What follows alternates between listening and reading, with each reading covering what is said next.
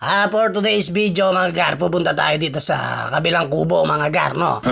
Kasi datapwat subalit nagbabakasyon ngayon sa bahay bakasyon ng aking mahal na tatay, no? Nagpapahinga siya sa kanyang rest house, no? At marami siyang kasama doon mga gar, no? Ayan si Tito Ren, may tinuturo siya sa baba, no? Hindi ko alam kung anong tinuturo niya.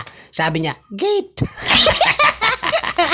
Ayan, dala namin yung pagkain ng tatlo naming alaga, no?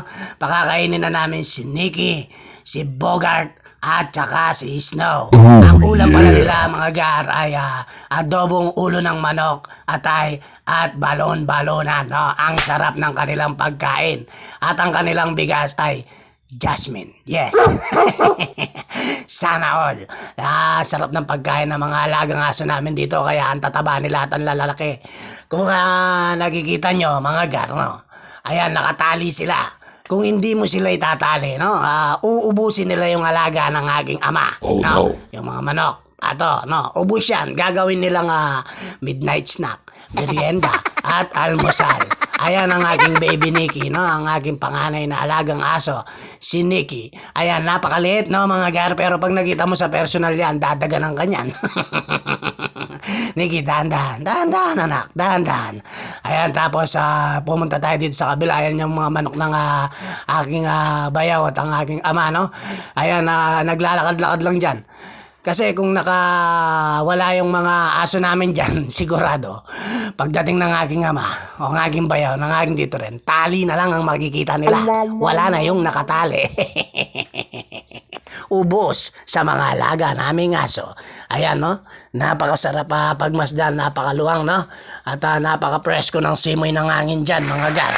No, iba talaga yung hangin probinsya sa hangin ng lungsod, no? Dito wala kang malalanghap na pollution, mga gar. Puro fresh air na nagmumula sa mga punong kahoy, mga gar, no? Tapos balikan natin. Ayan si Snow. Yung seryosong kumakain. Ito naman si Bogart, no? Talagang ngab-ngab ng ngab-ngab. Ayan si Tito Ren, no? Nagbobomba. Alam mo, meron pa ba niyan? Yung bomba sa mga lungsod. Sa probinsya, marami pa niyan, no? Yung poso. Pero ilan na lang, halos kasi ngayon, gripo na yung ginagamit o yung Nawasa o kaya yung Manila. Oh, Manila. It's raining in Manila. Ganun ba yun? Parang mali. Ayan, no? Habang kumakain ng aking alagang si Nikki, hawak-hawak ko siya. Kasi matagal-tagal din kami hindi nakita niyan. No? Kaya nagalak na siya. No? Ang sarap-sarap niyang yakap-yakapin, mga gar. Tapos maya-maya niyan, mga gar, no? Hindi kami magtatagal dyan. May gagawin pa tayong ginagawa ng aking ama paghapon, no?